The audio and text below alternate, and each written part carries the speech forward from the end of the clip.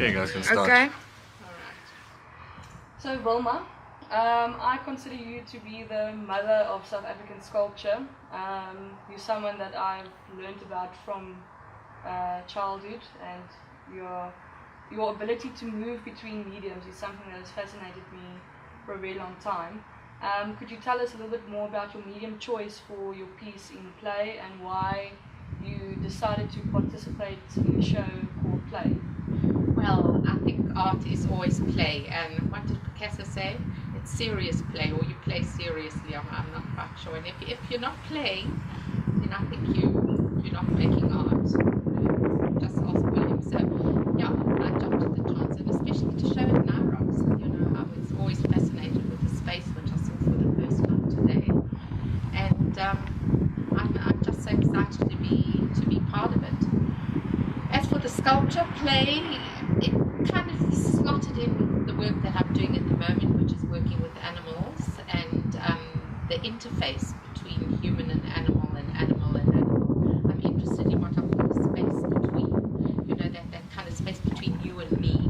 There's a kind of point here where there's a kind of communication that's not linguistic, it's not word-based, it's kind of body language based. That's how animals communicate. So in this exhibition I've got two baboons sitting on opposite ends of a seesaw looking at each other, and they're in the act of getting their balance together, and there's this look between them, and the work's called Monkey Business. That's amazing. You also spoke to me a little bit earlier about how the work would be positioned that they suspended. Yes. Is there a specific reason why you chose them to be situated like Yes, that? I think initially I had the idea that one would be down and one would be up, but when I saw the work in the foundry, which I visited this morning, their gaze had kind of missed each other. It was as if they were looking past each other, and it was quite extraordinary. By leveling a seesaw, but not quite level, just off the horizontal, they engaged with each other. So the gaze is held between each other, and there's a sort of moment of suspension in their play, this kind of frozen action that I'm quite interested in. Okay. What are you currently busy with? I'm busy with resting. It's been a very, very difficult year. I had 2 solo shows this year running concurrently, so there were 2 bodies of work, plus commissions, plus various shows, plus this Nirox thing. So it's been a very heavy year, and I'm going to be preparing for another big show, which I plan rather for 2016. So I've got a year and a bit to consolidate. Okay. In relation to space and place and time are 3 words that I find very important when I make sculpture. And then looking at where we are now, the kind of timelessness of the Cradle of Human Kind. How does that invoke you to create or to make art?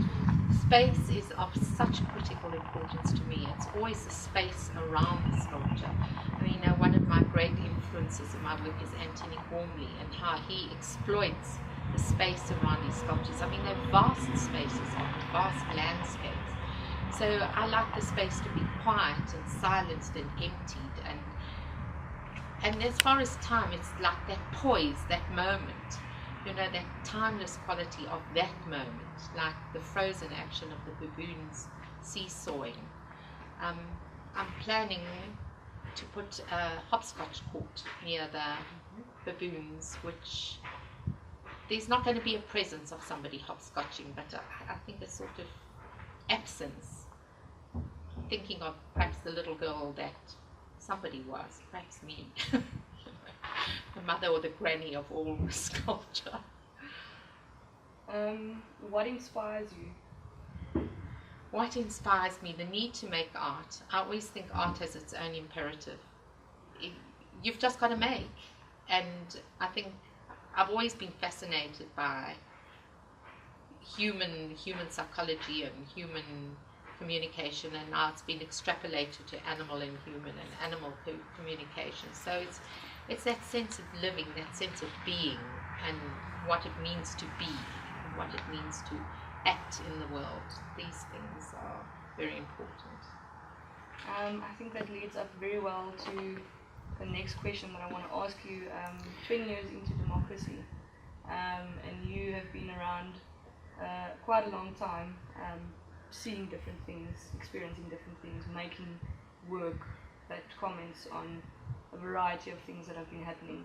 How do you feel about art now and where it should be going in terms of our country? And well, our art is very vibrant and alive, and I had the good fortune to meet Izzy Gund, I think that's how you pronounce her name. She's the Emerita Director of MoMA in New York recently, and she asked me the very same question about art.